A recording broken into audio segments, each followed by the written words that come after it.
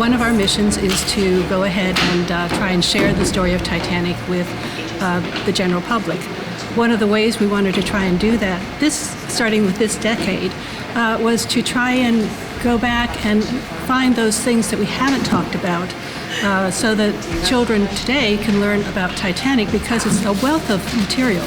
They can talk about electricity, Morse code, so many other things that are technologically based, because that was one of the top goals of Titanic, was to be the best ship ever built. And so we've brought some things here for the children today at Sarah Smith Elementary School.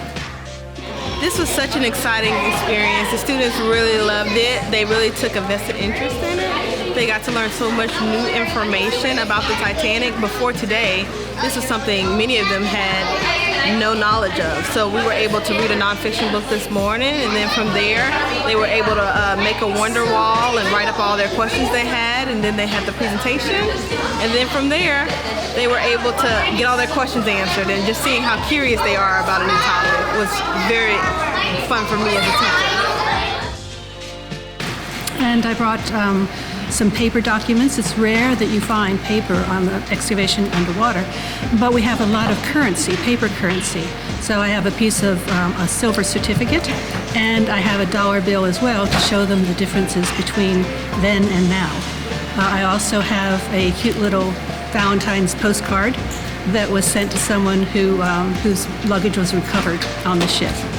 And then to talk about the engines, I have a piston wrench, and it is stamped with Titanic's number, 401, so that we know it went to the ship, because that's what its shipyard number was.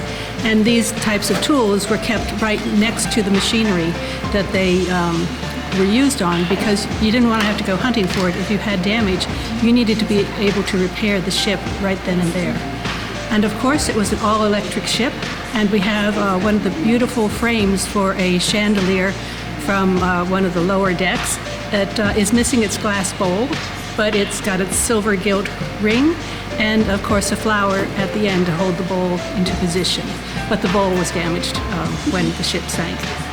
One of the important lessons you can learn about Titanic and its passengers are the different levels of classes, because you had first class, second class, and third class. And one of the ways I like to explain it is you can buy a really good ticket, or a less expensive ticket, or the cheapest ticket you can buy, kind of like on an airlines today.